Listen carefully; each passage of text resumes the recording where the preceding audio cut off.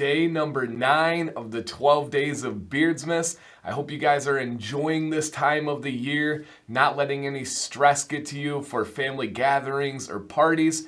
Really just appreciate your family, really appreciate this time you have together. I know I'm really going to cherish it. 2 weeks off to spend with my beautiful pregnant wife and my 2 amazing sons before we have a baby girl join us in this world and change the whole everything for us. We go from man-to-man defense to a zone defense, and oh boy, I'm ready for it. So today, guys, I'm bringing you a new beard of history. You guys demanded it. I made it happen. It is a pirate in history. We're going to go with a guy that goes by the name of Blackbeard. So stay tuned to learn a little bit about this beard of the day through history.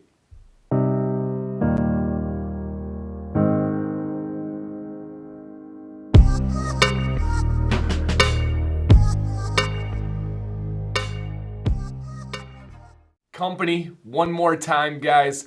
This is Fable Beard Co. today. A medium thick oil with a little bit of castor oil in there. The most beautiful art in the game. All caps DanC20 for their biggest discount out there to save you guys money. An amazing owner that loves this community, that gives back to you guys, that really came up with this idea of the 12 days of Beardsmas for this channel. There's really nothing else left to say. Go check them out, guys. If it feels like something that is right to you, I promise you're going to enjoy their products.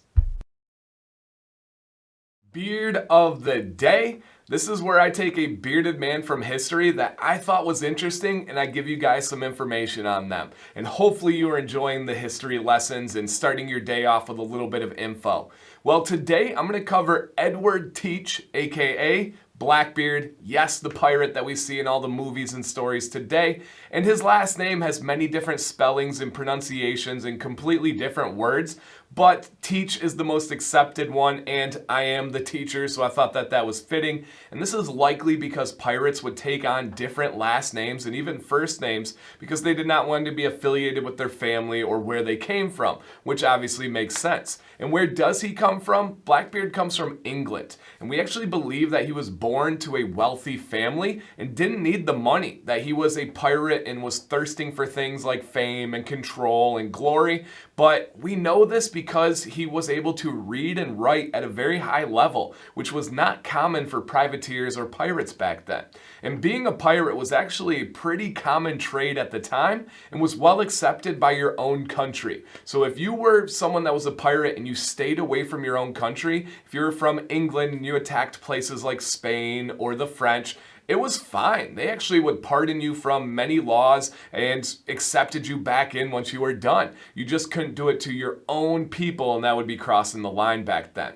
Well, Blackbeard got his start in a very popular tourist attraction or vacation destination, and that is Nassau, Bahamas. I've been there, and they have Blackbeard stuff up all over. They've got sunken ships and all that really cool tourist stuff to see all the pirates. Well, he got to start there. He kind of worked under some different captains before he got his own fleet, and he was very good at what he did. He was able to take over entire ships. He was able to take over their cargo, and one of my favorite tactics is he would use a blockade system, where he'd set up 4 ships along a coastal city and would tell them, hey, nothing's going to ship out, nothing's going to ship in until you meet our demands. And he dominated doing that. He took his main ship, Queen Anne's Revenge, when he was stealing another ship from someone else. It was actually a slave trade ship. Then he equipped it with 40 guns and had one of the most powerful ships back then. And back then it was about having guns. It was about being able to go in shallow water. It was about being able to be maneuverable more so than speed, which was really important. And again, he was great at it.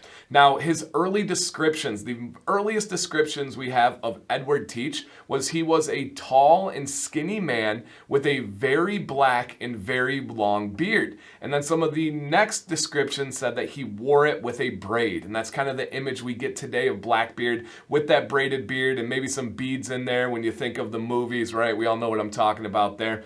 But he started to have a lot of success and was making a name for himself, and his main tactic was fear. He was not some gruesome murderer. He was not somebody that was going to torture people. And that's a lot of the videos you'll see out there, a lot of the stories, and that's just really not true. That's kind of just the fabrication or the legend growing with time. He actually preferred not to hurt people. If there were deaths attributed to him, it was usually when the two ships locked up first and they had gun battles, and that would take out some of the crew members of the other side, or if they got into that hand-to-hand combat, which wasn't common for him, he would do what he needed to, but it wasn't something he sought after. So that really has been embellished over time, and he only reigned for a couple of years. He made his way up the Caribbean. He really terrorized the colonies of the US and had a heyday. Until one day he went to North Carolina and asked for a pardon and said he was done, that there was going to be no more pirating from Blackbeard, and he was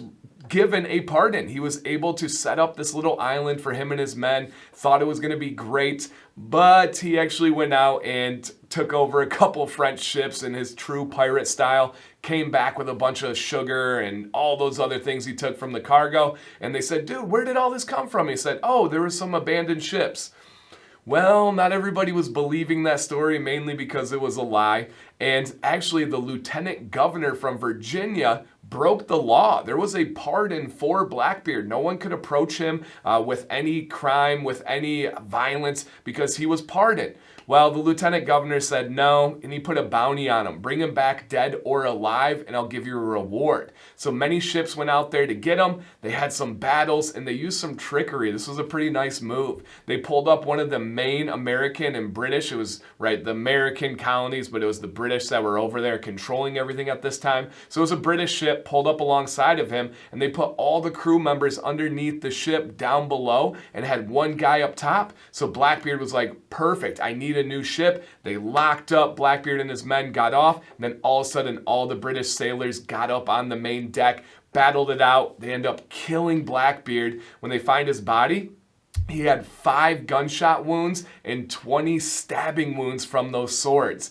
Now, the end of it, we're not really sure if this is just legend or it really happened, but the legend says that they cut his head off, threw his body in the water and fixed his head to the front of the ship and kind of went on like a little celebration tour, which is not uncommon in history, right? Last year I covered Leonidas, and when we took that, when he had his head cut off, they put it on a spike, the Persians did, and they marched it to Athens when they burned Athens down. So this was something that happened. So I'm going to kind of lean towards the side of entertainment and going with some of the facts out there and say that they cut off the head of Blackbeard and put it on the front of their ship. That is pretty darn cool, and that ended the guy's life. I believe he was 35 years old when he died. He was a very young man and just led a very interesting life. There's a bunch of information out there that is disputed but also interesting. Like one of them is, we know for a fact that when he took over many ships or he blockaded different cities and had demands, a lot of it was for medical supplies. He needed to take care of his men,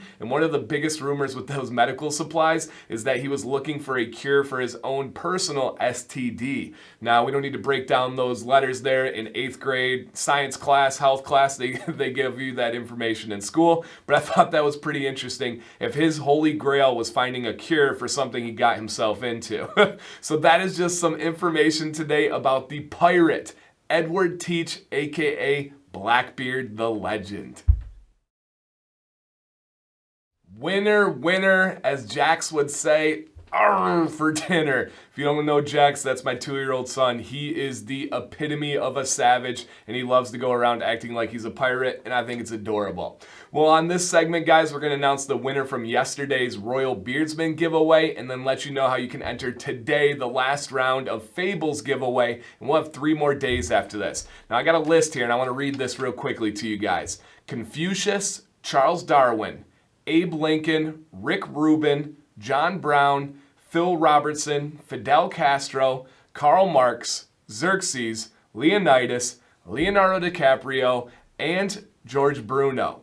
Those are the 12 beards that I covered last year on the 12 Days of Beardsmas. And if you're curious about learning a little history snippet about any of those beards, I bet if you just search their name and Dan C, so if you search in there Leonidas Dan C or Leonidas Beard Dan C, I guarantee you'll find that video. And hey, Maybe you'll find it entertaining. The quality's not quite as good, but the information is there. The content is just as good. So that was last year's. But all right, let's get that dice rolling here. Random comment generator for YouTube to find the winner as long as they followed all the rules. Royal Beardsman giveaway. Get a hold of me, guys. The contact info's in the description. DanCBearded on Instagram preferred. Let me know your name, your scent choice, and your address.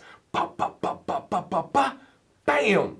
Winner right there. Congratulations. Get a hold of me. You're going to enjoy this company that's going to give you that 2-ounce oil and the amazing combo to go with it.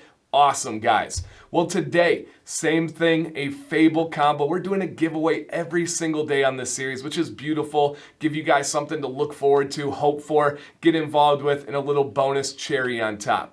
All you need to do to enter this giveaway is first, I encourage you to hit the thumbs up on the video. That is appreciated. I really love seeing those 300 to 400 likes on these videos. That means a lot to me, you guys. But second, the one I do check is make sure you're subscribed to the channel. And then third, leave me a comment down below, and I'm going to leave it at that. I want to see where you guys take this for that last round. Leave a comment, any comment. You got to tune into the next videos in case I change the rule up for this Fable giveaway. Let's see where you guys go. Stand out with something, whatever you want to say. Drop it in a comment and you will be entered. Good luck, you guys. I hope you are enjoying this last round and you're, like I said, not stressing over the holidays. This is supposed to be the good time of year. Well, my name is DanCBearded. I hope you guys stay bearded and stay positive.